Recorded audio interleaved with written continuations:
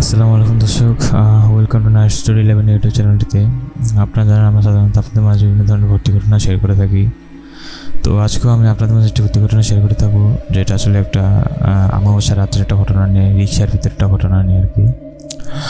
তো আপনারা যারা এরকম ঘটনা শুনতে চান তারা অবশ্যই আমাদের চ্যানেলটি সাবস্ক্রাইব করবেন, এবং আর যারা এরকম ঘটনা পাঠাতে চান তারা অবশ্যই আমাদের ফেসবুক পেজে লিঙ্ক আছে, আমাদের ইউটিউব চ্যানেলে যে ফেসবুক পেজের লিঙ্কে ক্লিক করে ফেসবুক পেজে ইনবক্স করে আপনি আপনার ঘটনা পাঠাতে পারেন। আপনি আপনার ঘটনা পাঠালে আমরা অবশ্যই আপনার ঘটনা পড়ে শোনাবো। তো যাই হোক, কিছু কথা না বলে চলুন আমরা ঘটনাটা শুরু করে দিই। যেভাবে লেখা আছে আমি ঠিক সেভাবে পড়ছি, কারণ আজকে ঘটনাটি একটু বড় হতে চলেছে, বাট খুব ইন্টারেস্টিং। তো সময় নষ্ট না করে চলুন আমরা শুরু করে দিই। যেভাবে লেখা আছে আমি ঠিক সেভাবে পড়ছি। বটতলা যখন নামলাম তখন রাত 12টা। বাসটা চলে যাওয়ার সঙ্গে সঙ্গে আমি অন্ধকারের সাগরে নিমজ্জিত হলাম। মিনিট দুয়েকের মতো চোখ বন্ধ রাখলাম অন্ধকার মানিয়ে নেওয়ার জন্য। তবুও আশেপাশের কিছু চোখ পড়ল না। কি ভয়াবহ অন্ধকার! বেশ অনেকদিন পর গ্রামের বাড়িতে আসছি। এখান থেকে 1.5-2 কিলোমিটার দক্ষিণে আমাদের গ্রাম। রিক্সাই একমাত্র বাহন, কিন্তু এত রাতে রিক্সা পাবো কিনা সন্দেহ হলো। বাড়ি যেতে আবার দুটি বিশেষ জায়গার পার হতে হয়, যেগুলো গ্রামের কিছু লোকের ভাষায় দেবদানবের আবাসস্থল। যদিও এসব কথা যাবৎকালে ফালতু বলে উড়িয়ে দিয়েছি, 20 শতাব্দীর এই দিনে এসে কথা হাস্যকর মনে হয়, কিন্তু আজ এই পরিবেশের কথাগুলো বিশ্বাস করতে ইচ্ছে হচ্ছে। দূরে কোথাও যেন ঝিঝি পোকা ডাকছে। শুনশান নীরবতার মধ্যে থেমে থেমে ডেকে ওঠা ওই শব্দকে ভৌতিক ভয়ঙ্কর শোনাচ্ছে। মনে হচ্ছে পৃথিবীতে আর কিছু অস্তিত্ব নেই, আমি আর ঝিঝি পোকা, সাথে অন্ধকার। এতক্ষণে আফসাভাবে সব কিছু চোখে পড়তে শুরু করলো। পাকা রাস্তা থেকে দক্ষিণ দিকে নেমে গেছে আমাদের গ্রামের রাস্তা। আমি রাস্তা নেমে পড়লাম। ছোট দোকানটি চোখে পড়লো, বন্ধ হয়ে গেছে অনেক আগে। পাশে যেখানে রিক্সা থাকার কথা সে জায়গাটায় ফাঁকা। ভয় আমার গা ঝমঝম করছে। এখন কি করি? একটু ইতস্ত করে ধীরে ধীরে সামনে এগোতে লাগলাম। হঠাৎ এক ঝলক আলোর ফুলকি চোখে পড়ল। সর্বনাশ! ভূতের আগুন নয়তো? মুহূর্ত গুনগুন শব্দে কানে যেতেই ভয়টা কিছুটা কেটে গেল। ভূত আর যাই হোক, গুনগুন গান করে না, কোনোদিন করতে বলে শুনিও নি। আমি সাহস করে এগিয়ে যাই। একটা রিক্সা, সিটে বসে বিড়ি ফুকাচ্ছে রিক্সাওয়ালা। বিড়ির টানে যে আলো সৃষ্টি হলো তাতে তার চেহারা পরিষ্কার দেখতে পেলাম। রোগা পাতলা শরীর ও শুকনো মুখ। আশ্চর্য, বিড়ির আলো যে এতটুকু তা কখনো কল্পনা করতে পারিনি। দিনের আলোয় কখনো বোঝা যায় না অন্ধকারে এই বিড়ির আলো কত উজ্জ্বল হয়ে যাবে। আমাকে দেখে লাফ দিয়ে নেমে দাঁড়ালো সেই রিক্সা থেকে, বিড়িটা ছুঁড়ে ফেলে দিল। বাইক যাবেন বলে উঠলেন রিক্সাওয়ালা। আমি একটু অবাক হলাম। চেনেন নাকি আমাকে? হতে পারে, আমি অনেক হয়তো আমাকে পরিচিত। আপনি হ্যারিকেন জ্বালাননি কেন? আমি জিজ্ঞাসা করলাম। কমাইতে গিয়া সোলাইত করে ভিতরে পড়ে গেছে, রিক্সাওয়ালা কৈফিয়ত দিল। আমি রিক্সা উঠে উঠলাম। অন্ধকারে রিক্সা চালাবেন কীভাবে? রাস্তা দেখবেন কি করে? রিক্সাওয়ালা বলল, অসুবিধা নাই, রিক্সা বিলাইয়ের চোখ আমার, অন্ধকারেও সব দেখতে পারি, আপনি শক্ত হইয়া বসে থাকেন। রিক্সা ঘুরিয়ে অদ্ভুত কাদে লাফিয়ে তার সামনে উঠে বসলো রিক্সাওয়ালা। কয়েক মুহূর্তে দ্রুত চলতে শুরু করলো রিক্সা। ওই রোগা পটকা টিনে শরীরে যে এত শক্তি তা ওকে দেখে বুঝতে পারেনি। কিছু সামনেই দেবদানবের আবাসস্থল, বিশেষ জায়গায় দুটি।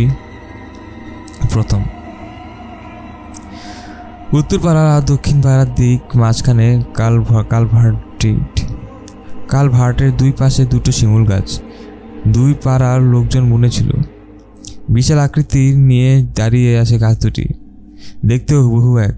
আর চারদিকে বিস্তীর্ণ মাঠ, ক্ষেত খামার। সবাই বলে নিচ দিয়ে যাবার সময় শিমুল গাছ থেকে ঝাঁপ দিয়ে ঘাড়ের উপর আছড়ে পড়ে দাও। কিছুক্ষণের মধ্যে উত্তরপাড়া পার হয়ে গেল রিক্সা। অন্ধকার থেকে আফসা আলোয় আসতে বুঝলাম উত্তরপাড়ার শেষ বাড়িটা পার হলাম। কিছু দূরেই কালভার্ট। আমি চোখ বন্ধ করে বসে রইলাম। সত্যি ভয় পাচ্ছি। মৃদু ঝাঁকি অনুভূত হলে বুঝলাম কালভার্ট পার হচ্ছি। একটু পর চোখ খুলে তাকাতে দেখলাম ওপাশে শিমুল গাছটা পাশ কাটিয়ে চলে যাচ্ছি আমরা। মনে একটু সাহস ফিরে এলো। একটা ঝামেলা তো পার হলো। পরবর্তী স্পট একটু সামনে। ওখানটা অবশ্য একটু অন্যরকম। বাংলা অক্ষরের মতো দুটো বাঁক নিয়ে রাস্তা, চারপাশে ঝাড়। দিনের বেলায় বেশ অন্ধকার হয়ে থাকে। রাত হলে তো কথাই নেই। বাজারের মুখ ওখানেই বড় একটা শিমুল গাছ দাঁড়িয়ে। কাকতালীয়ভাবে এটিও একই রকম দেখতে। রাতে অন্ধকারের গাছটি আরও ভয়াবহ দেখায়। মনে হয় শিমুল এক দৈত্য দাঁড়িয়ে আছে, আর সম্পর্কে নানা রকমের অনুভূতি, নানা রকমের গল্প শুনছি ছোটবেলায়। দিনের বেলায় যেন গা চমচম করে, রাতের বেলা ওখান দিয়ে গেলে নাকি বোবায় ধরে। বোবা বিষয়টা কি তা এখনো কারো কাছে সঠিকভাবে জানতে পারিনি। অনেকেই নাকি বোবায় ধরেছে এই পর্যন্ত, কিন্তু এখনো এমন কাউকে পাইনি যাকে বোবায় ধরেছে। সবাই শুনতেই এসেছে, সব সত্যি এসেছে। পকানোর জন্য অন্য কিছু ভাবতে বসলাম। বিকেলে রওনা হওয়ার রাত 12টায় এসে পৌঁছায়, মাত্র 100 কিলোমিটার পথ। আশ্চর্য, ঢাকা থেকে তো যদি 3 ঘন্টা সময় লাগে বের হতে, তাহলে কেমন লাগে। ভীষণ মেজাজ খারাপ হচ্ছে দেশের ট্রাফিক ব্যবস্থার উপর। অন্ধকারে রিক্সাওয়ালা সাই করে প্যাডেল মোড়ে চলছে। হঠাৎ মনে হলো এতক্ষণে তো বাস ছাড় মানে দ্বিতীয় স্টপটা পার হয়ে যাওয়ার কথা। বিষয় কি? আমি চারিদিকে একটু খেয়াল করার চেষ্টা করলাম। ওই তো সামনে আবসাভাবে শিমুল গাছ দেখা যাচ্ছে। তার মানে আমি দ্বিতীয় স্পটে ঢুকতে যাচ্ছি। আমি দাঁত মুখ চেপে জবুথবু হয়ে বসে রইলাম। শিমুল গাছটা পার হওয়ার পরেই আবার মুদ্র ঝাঁকি খেল রিক্সা। মনে হলো রিক্সাটা আবারও কালভার্ট পার হলো। আশ্চর্য, কালভার্ট তো পার হয়ে গেল, ঘটনা কি? আরে ওই তো পরে আবার শিমুল গাছটা দেখা যাচ্ছে, আবসা আলো দেখা গেল। পাশ কাটিয়ে চলে গেলাম। কি ব্যাপার, এমন হলো কেন? নাকি ভূতের ভয়ে মাথার ভেতর উল্টে হয়ে যাচ্ছে? আমি সচেতনভাবে তাকালাম। ছুটে চলছে রিক্সা, এক মনে চালিয়ে যাচ্ছে রিক্সাওয়ালা। কিছু জিজ্ঞেস করবো ইচ্ছে করে না, বেকুবি হয়ে যায়। আমি শহরের ছেলে, ভয় পেয়েছি শুনলে এই কথা রটে যাবে। ওই তো সামনে আবসা আধারে আবারও শিমুল গাছটি অবয়ব চোখ পড়ছে। পৌঁছে গেছি এবার বাসঝাড়ের কাছে। আমি সজাগ দৃষ্টিতে তাকিয়ে আসি আমার বাম দিক দিয়ে। শিমুল গাছটা পার হয়ে গেল, তারপর আবারও মধ্যে একটা ঝাঁকি। আমি দ্বিতীয়বারের মতো কালভার্ট পার হচ্ছি। আমার সারা শরীর রোম কুপে শীতল একটি স্রোত রয়ে গেল। ভয়ঙ্কর কিছু একটি ঘটে গেছে বা যাচ্ছে। আমি রিক্সা বসেই পেরোলত রিক্সাওয়ালার গায়ে হাত রাখলাম। বরফের মতো ঠান্ডা হয়ে আছে রিক্সাওয়ালার শরীর। আমি স্তম্ভিত হয়ে গেল। আমি চিৎকার করে তার পিঠে ধাক্কাতে লাগলাম, এই। রিক্সাওয়ালা কেমন জানি ঘুমানির মতো আওয়াজ করতে থাকলো। মনে হলো কে যেন তার মুখ চেপে ধরে রয়েছে। মনে হচ্ছে প্রাণপণে রিক্সাওয়ালা হাতল ধরে রেখেছে। হঠাৎ আমি আমার শরীরে কিছুটা চাপ অনুভব করছি। তবে কি আমাকেও? আমার শরীরের রক্ত হঠাৎ গরম হয়ে যায়। ভয়ঙ্কর বিপদের মধ্যে আমি হঠাৎ জেগে উঠি। আগেও কয়েকবার ফোন পেয়েছি। আমি স্থান কাল পাত্র ভুলে চেঁচিয়ে উঠে, ওই সুরের বাচ্চা, ওকে ধরেছিস কেন? ছেড়ে দে। চেঁচিয়ে ওঠার সাথে সাথেই আমার রিক্সা, আমার সারা শরীর মনে হয় রাগের বিদ্যুৎ ঝিনি করে উঠছে। হঠাৎ ভয়ঙ্কর সাহসী হয় নিজেকে। আজ ভূতের একদিন কি আমার একদিন। খাইয়ে ফেলবো শালা, ওকে ছেড়ে দে। জানি না কাকে উদ্দেশ্য করে আমার এই গালাগাল। হঠাৎ তীব্র আলো চোখে ঝাঁচিয়ে যায়। সঙ্গে সঙ্গে মনে হয় কি একটা বিরাট যেন নেমে গেল আমার উপর থেকে। ওই কি হচ্ছে? কারো গলা কেন শোনা যাচ্ছে না? আমি চারদিকে তীব্র চোখ ধাঁধানো আলো। একজন পথচারী বোধহয় আমার চিৎকার শুনে দূর থেকে হাতে একটি টর্চ লাইট নিয়ে আছে।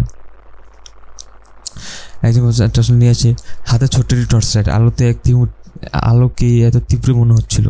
সঙ্গে সঙ্গে রিক্সাওয়ালা যেন স্তম্ভিত ফিরে পড়ল। ব্রেক কষে অল্পক্ষণে থামিয়ে দিয়েছে রিক্সাওয়ালা। আর একটু হলেই চলে যেত খাদে। বেশ জোরে দোয়া দুরুদ পড়ছে। বেশ ভয় পেয়েছে বলে মনে হলো। আমি বলে উঠি না তো তেমন কিছু না ঘটেনি।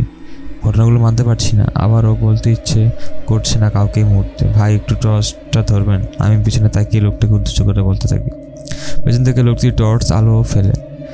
অল্প সময়ের জন্য চারিদিক আলোকিত হয়। সহসায় বুঝতে পারি আমরা একটু পিছনেই পাঁচ ঝাড় ফেলে এসেছি। ওই চলেন। আমি আবার রিক্সাওয়ালাকে তাড়া দিই। রিক্সাওয়ালা দ্রুত রিক্সা টানতে শুরু করে। যত তাড়াতাড়ি সম্ভব এখান থেকে চলে যাওয়া পড়া ভালো। রিক্সাওয়ালা বলতে থাকে, বড় বাসা বাইসে গেছি গো। আজকে অমাবস্যা রাত, আমার মনেই আসলো না। আমি বললাম, কেন অমাবস্যা হলে কী হয়? আমি জিজ্ঞাসা করেছি। অমাবস্যা দেবদানরা শিকার করতে বাইরে হয়, একলা পাইলে কথাই নেই। আমি বললাম, ধুর, এগুলো ফালতু কথা। আমি অভয় দেওয়ার চেষ্টা করি। বাড়ি গিয়ে ঘুম দেন, দেখবেন সব ঠিক হয়ে গেছে। মুখে বললো, মনে ভাবি সত্যি বোধ হয় বড় বাচ্চা বেঁচে গেছি। আজকের পর নিজেকে আর আজকের পর থেকে রাইতে আর রিক্সা চালাবো না, নিজে বলতে থাকি রিক্সা। আর এই ঘটনা এটা বলে 3টা ঘটনা শেষ করে, যদি ঘটনা আরেকটা পার্ট আসছে, ঘটনা পার্ট 2টা আমরা অবশ্যই কাল বা পরশুর মধ্যে আপলোড করবো। আর আজকে পার্টে একটু পর্যন্ত থাকুক। তো ঘটনাটা সবাই ভালো লাগলো অবশ্যই লাইক কমেন্ট শেয়ার করবেন এবং আমার চ্যানেলে সাবস্ক্রাইব করবেন। আজকে একটু পর্যন্ত দেখা নতুন একটা ভিডিওতে। তোমাদের সবাই ভালো থাকবেন, সুস্থ থাকবেন, আর আমার জন্য দোয়া করবেন। আসসালামু আলাইকুম।